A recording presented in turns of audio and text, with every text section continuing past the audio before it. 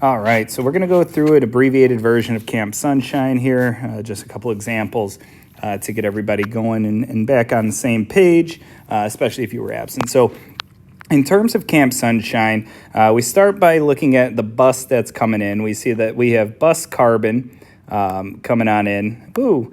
And we would need to figure out how many campers bus carbon is going to bring with it. So we look at the periodic table, and carbon has the atomic number 6. That's going to tell us that it's going to bring with it 6 campers. Now we need to figure out where we can put those in. So you have all of our cabins right here.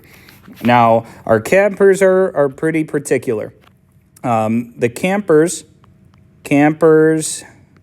want to be close to the mess hall. All right, so that's rule number 1 for us counselors at Camp Sunshine. So we need to put the campers in each cabin. Now, there are 2 top bunks, so if there are 2 campers in the same bunk or in the same cabin, each camper in a cabin has a spot on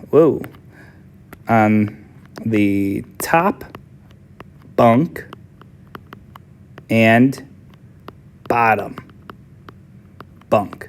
Now that's if 2 campers exist in the same cabin. They are going to have to be in the same cabin until we fill them up. So we have camper 1. Now you could write a full arrow. I do half arrows. So that up arrow is going to represent the camper in the top bunk.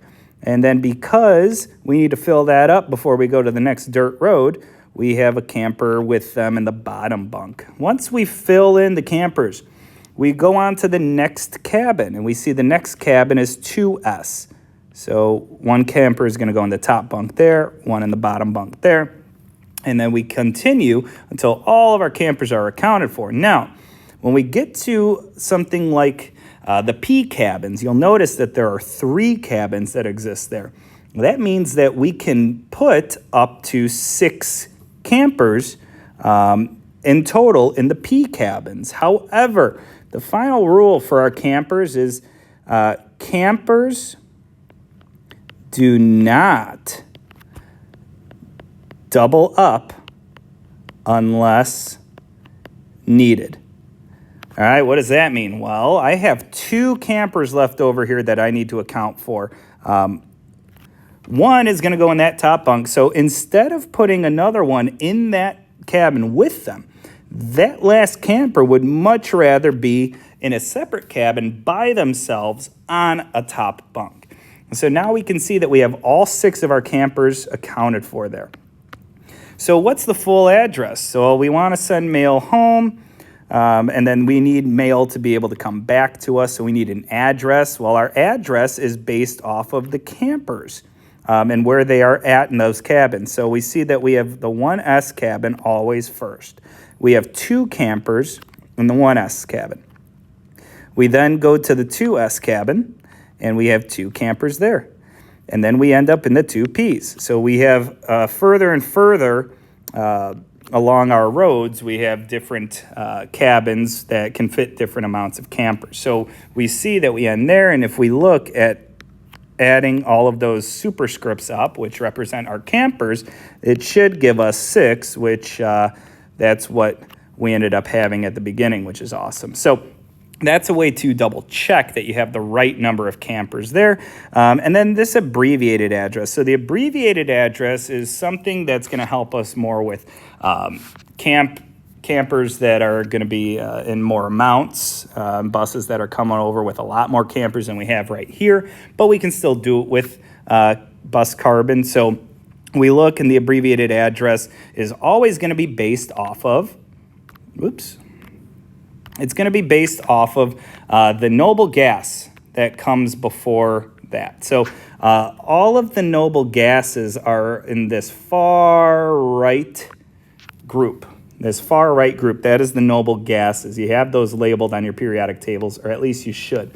So we look at carbon, and we can see that the noble gas that comes before it in the row or the period prior is helium. And I look and I see that helium is going to take into account the first two campers there. We have one S1 camper, and now we have one S2. So when we look at Camp Sunshine, the first, which is helium, the first two campers, helium is going to take into account.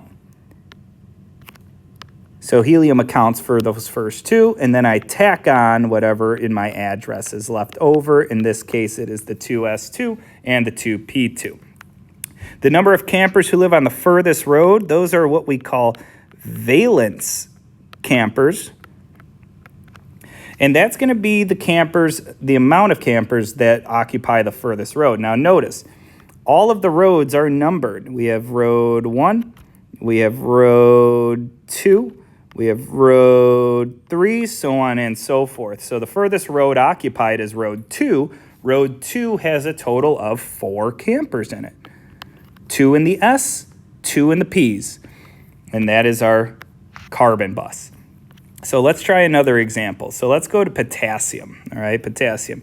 We look and we have to figure out, okay, well, what amount of campers is potassium going to bring? All right, potassium is going to bring 19 campers. And how do I know that? Well, because it's atomic number 19, right? So I go back in and I say, okay, I need to account for all 19 of those campers that are coming over. So 19 campers. And remember our rules. We want 2 campers in each cabin if needed, 1 in the top bunk, 1 in the bottom bunk. We start at the mess hall, and then we add. Now notice I added 1 camper into each of those P cabins for the second road because they all want to be by themselves if possible, but we can double up if needed. So we need to double up here in order to fill in those cabins. Once I fill in those, I end up at 3S, and then I keep going. Now I'm in the P's. I have to double up the campers because I have 19 to account for, and that last lone camper is going to be all the way over in the 4S cabins. So pretty far away from the mess hall in terms of what we're looking at here. The full address is going to be just the order in which I had placed my campers. So 1S2, 2S2, 2P6. Remember, that number, that superscript right there, accounts for the number of campers in those cabins in total. And then I go 3S2, 3P6, and 4S1. That is where I stop. Now, the abbreviated address, again, we sometimes call the noble gas address, which makes sense because we use the noble gas that we pass on our way to whatever we're looking at, right? It's always the noble gas that comes before. So I look at potassium. Potassium's number 19. What noble gas comes before 19? Oh, that happens to be argon, which happens to be number 18. That means that it's going to take into account and substitute for all of the first 18 electrons, or campers. Basically, they're electrons. Spoiler alert. So we have argon. Argon represents the first 16. There's 2, 4, plus 6 is 10, plus 2 is 12, plus 6 is 18. So that is the first 18 right here. So argon takes care of everything up through 3P6 with 4S1 left over. Campers that live on the furthest road, well, the furthest road is the 4th road. There's only 1 camper that lives there. Well, there's 1 valence camper. So let's take a look at another example of this. All right, another example. We'll do chlorine. We'll do, we can run through these all. Chlorine, if I look at total number of campers, I find chlorine. Chlorine is number 17. So I hop over. I know 17 campers are coming with chlorine. I know that I fill in those cabins with campers until I reach chlorine's number of campers. And look at that. I end with 5 in the 3p cabins. All right, if I count all up my arrows, I get 17. We're good there. Full address, I just write it in order. 1s2, 2s2, 2p6, 3s2, and 3p5. Now, abbreviated address. Remember, the abbreviated address is the noble gas that we have before. And let me double check that. The noble gas that comes before our element. So in this case, chlorine is so close to argon, but we can't use it because it doesn't have 18 electrons yet. So we have to use neon, which is the noble gas that comes before chlorine. And neon is going to take into account the first 10 campers. So I can use that. Those are not what I want. There we go. Neon. Now, neon takes care of the first 10, which is all the way through P6. That's what neon takes care of. And then I tack on what's left over.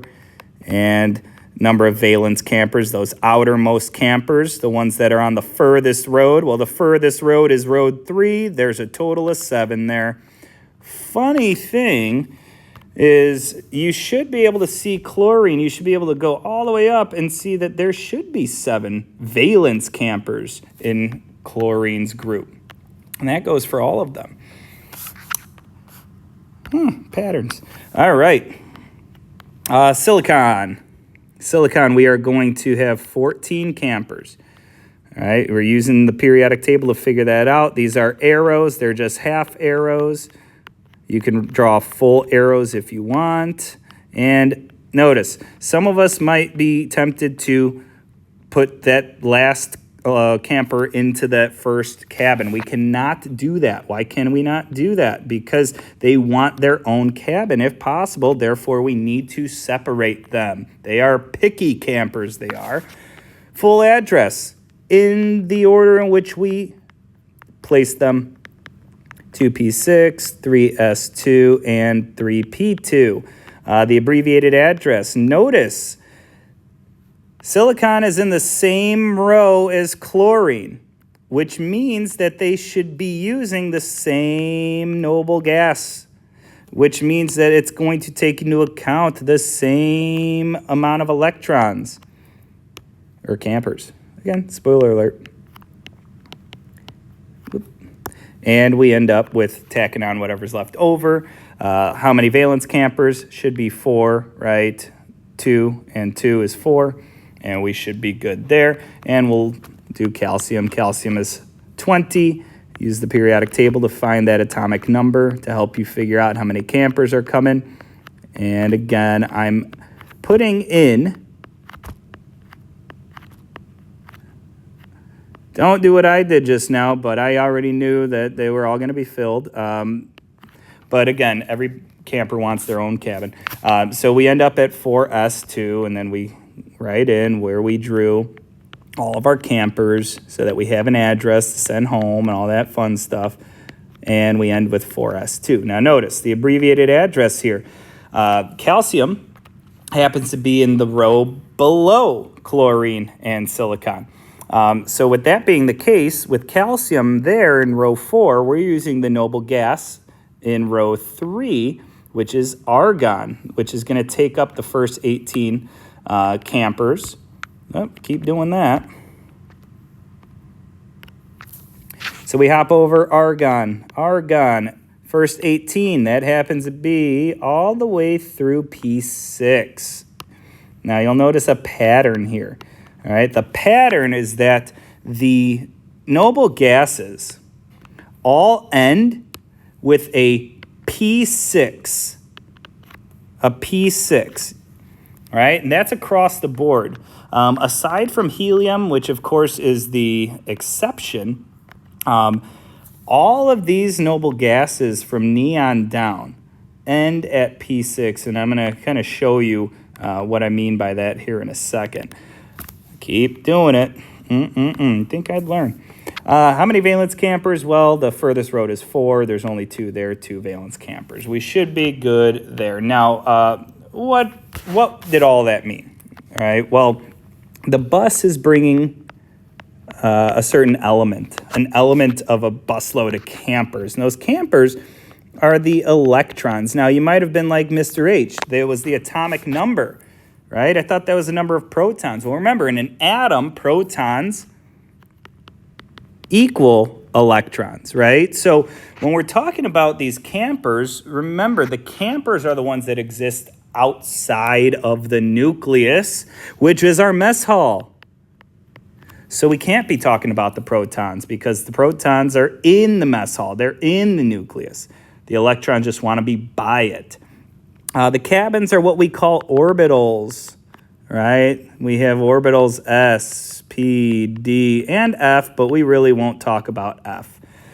Dirt roads are energy levels. So just like our Bohr models, depending upon what row we're in, determines how many energy levels we have around our nucleus where our electrons reside.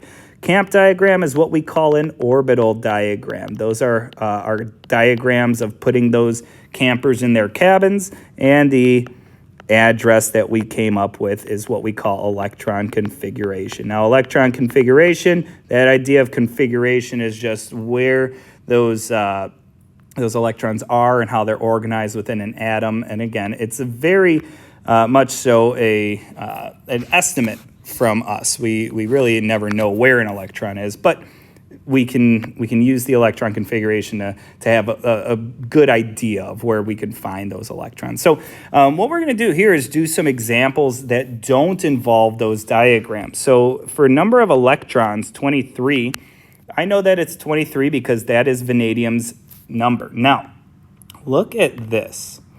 What you'll see is that you have vanadium here, which is 23, but it's in this section that we have kind of not talked about a lot, but we call these transition metals. Now, these transition metals are where we call the orbitals the D block.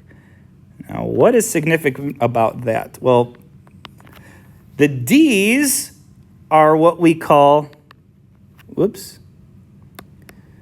is going to be something. The D's are what we say are on a delay. They're delayed. What does that mean? Well, that means that even though this first row of D's is in that little section in the 4th period, they actually represent the 3rd energy level because D's are higher in energy than these S's over here that we have been filling in with 2 campers at a time. But when I start each of these, they're on that delay. So this starts the 3Ds, whereas this starts the 4Ds, 5Ds down here, and so on and so forth. So the D's are always delayed 1 period. All right. But if we look at the periodic table on a bigger scale like we kind of just did, we have that D block, but we also have this block that comes before it that we call the S's. This is our S block, and we actually lump, if I can do that, there we go. We lump helium into that. All right, helium is weird. It's not like the other noble gases because it only is able to have 2 electrons there. But we lump helium in there, and we have here the S. Ooh, a little too thick there. There we go. These are the S's. All right, so notice every time I put the S's in a cabin, I only had 2 at a time, right? 1S held 2. 2S held 2 campers. 3S only held up to 2 campers. 4s, only held up to 2 campers. So those s's are represented by the first 2 groups here. Notice, here's S1, S2. I gotta get better at doing this. All right, here's S1, here's S2. Here's S1, here's S2. The only difference is the period that it's in. This is 3S1, 3S2, and so on and so forth. So there's this repeatable pattern that we see go on and on for our periodic tables. And then we get to the P's. Now the P's are just on the opposite side. Aside from helium, which is part of the S's, we have these P blocks, and up to 6 electrons can fit in the P blocks. All right, so we kind of blocked this off, and then down here, of course, we have the F's, but we don't really, again, worry about those too much. But as we can see, we have our periodic table kind of sectioned off. And this sectioning off is going to allow us to, again, identify where those electrons are in terms of configuration. Notice all S's can only hold 2 electrons. All P's can hold only 6, right? Here we have 1, 2, 3, 4, 5, 6, and so on, which is why I had said before that all noble gases, of course, except for helium, is going to have an electron configuration with P6 in the end. And the D's can hold up to 1, 2, 3, 4, 5, 6, 7, 8, 9, and 10. So up to 10 electrons can the D's hold. So let's take a look. Now that we have this little visual, it's going to be real nice to see how to not have to use the diagrams that we did with the campers and just look at the periodic table to help us. So the full electron configuration for vanadium. Well, vanadium is number 23. I know that I end at the D block, and remember the D's are delayed, so this represents 3D. And 3D what? Well, this is 3D1, this is 3D2, this is 3D3. So I know that my electron configuration for vanadium has to end with 3D3. So my ending, there we go.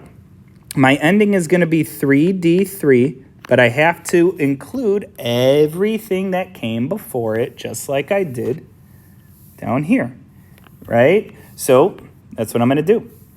I'm going to go through, and I'm going to, sorry about all the changing. I'm going to go through and look at my periodic table, and I'm going to say, okay, well, I first start at 1s. 1s1 is right here, hydrogen. And then I read this like a book. 1s1,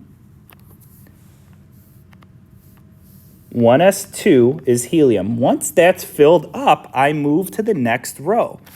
Here is 2s2, or I'm sorry, s1. 2s2. Now, after I do the s's there, I move on to the p's. 2p1, 2p2, 2p3, 2p4, 2p5, 2p6. And notice this is going to be the repeatable pattern that we see as we go through. So 1s1, 1s2, so on and so forth. A lot of going back and forth. So I have 1s1, 1s2, that's the 2 that I need. 2s2, 2p6, 3s2, 3p6, 4s2, and 3d3. Now, how did I get there? Again, I went in order. Here's my S1, S2, S1, S2. So I go in order, P1, P2, P3, P4, P5, P6. And I keep going until I reach vanadium, which is number 23. So there was the 2P, here was the 2S, here was the 1S, and then I, after 2P, get to 3S, 3S1, 3S2. Here's the 3P, it starts right here, 3P1, 3P2, 3P3, 3P4, 3P5, 3P6. And then I go again to the 4S over here. Here's 4S1, 4S2. That's filled up because S's can only keep 2. And then once I'm done with 4S, notice I go to 3D because the D's are delayed. So even though it's in that fourth row, I end up with 3D1, 3D2, 3D3.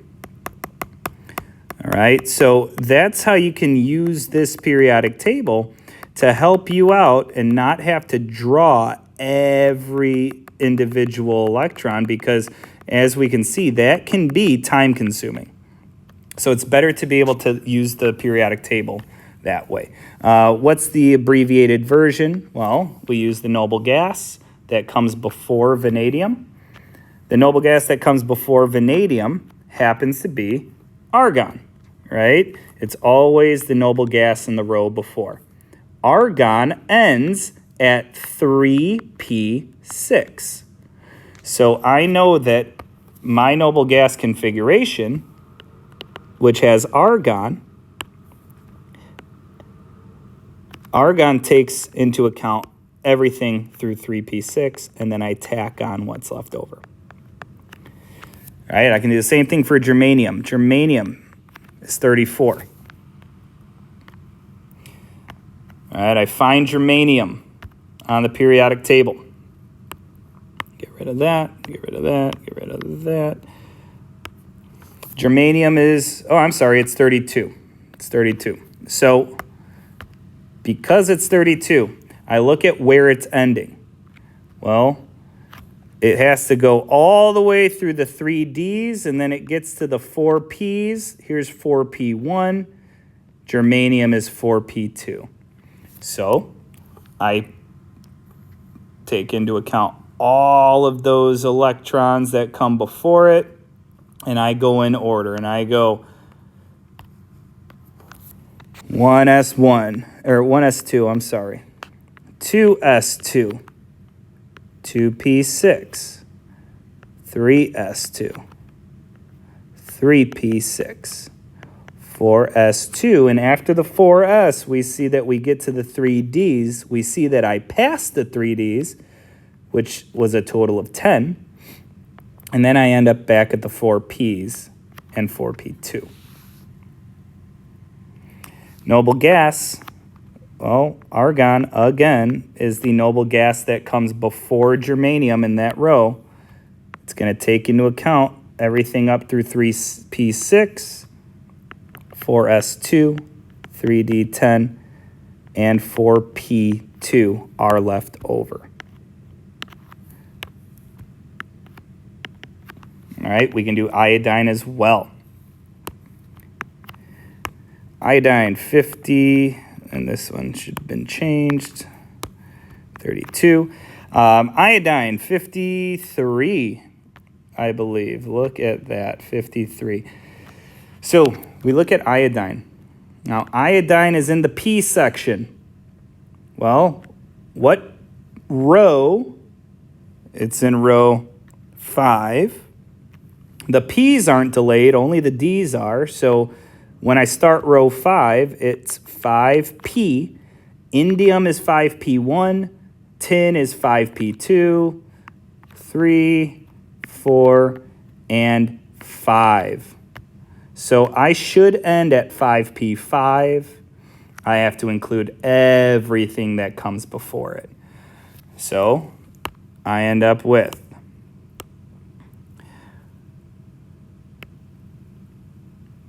1S2, 2S2, 2P6, 3S2, 3p6, 4s2, 3d10, 4p6, 5s2, 4d10, and 5p5. So I write that all out.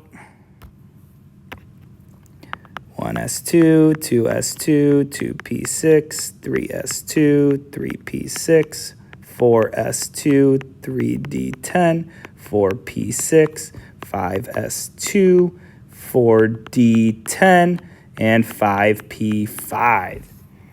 Whew. Noble gas. Well, iodine. It's number 53. The noble gas that comes before it, right? It hasn't hit xenon yet. Noble gas is krypton. That's going to take into account the first 36 electrons that I wrote there, which ends up being all the way through 4p6. Remember, noble gases always end with p6. That is krypton. That takes care of those. 5s2, 4d10, and 5p5 is my final. All right. So again, looking back at the periodic table, you can block off your periodic table in a way that helps you visualize where the S's end and where the P's begin and where the D's are. The biggest hiccup is always the D's, because the D's, they don't abide by the same rules, right? When we get to the third energy level, the third energy level is actually big enough to hold more than just our typical 8 electrons, right? 1, 2, 3, 4, 5, 6, 7, 8. So because of that, we actually go back and fill backwards when we get here. But as long as you remember that those D blocks, those D rows are delayed by 1, then that's going to make it that much easier to remember. So as you're going through this, just remember to go and go back and look at the previous examples that we did. Remember your rules for that so that you can use this and hopefully it'll help you kind of go through any others that we have going on. Personally, I did not do this, but if you were to go through, what you should end up seeing is that we end up having a noble gas configuration. Now, these are all in group 2, which are the alkaline earth metals. So we have beryllium, we have magnesium, we have calcium, and we have strontium. So in terms of our periodic table, you can see where their s orbitals end, which is, of course, in the same group, right? Because they are all right there in the same group. So if you go over here, you can write the full electron configuration, but the fun part is looking at the noble gas configuration and seeing how these shape out. As we go further and further, we see that the energy level changes, right? Going from 2 to 3 to 4, but we see that the similarities arise where all of them end with that S2, which, again, we know because of our S block, right? Our group 2 elements end our S block, right? That's why only 2 S's can fit. So we look and they all have 2 valence electrons. Right, so this is, again, an electron configuration is allowing us to kind of see that in a different sense based on where the electrons end in a particular group. And you could do the exact same thing with the group 17 elements, which are the halogens. Right, the halogens, they all end with a S2P5. All right, 2 plus 5, that should be 7 valence electrons. I look at the periodic table. All of my group 17 elements end with 7 valence electrons. So again, it's an idea of there being just a pattern, and only do the S and the P's contribute to the valence electrons, as you can see up here. We don't include the D's there because remember, the D's are delayed. They actually end up going backwards into an inner energy shell. They don't stay on the outsides. Only the S's and the P's are potentially on the outsides for those valence electrons. So hopefully this helps you. And if you need to go through anything in terms of more in depth, or you want me or your teachers to go more in depth, just let us know. But other than that, this is it's not terribly short, but it's Camp Sunshine kind of in a nutshell, especially for those that weren't there. So I hope this helps, and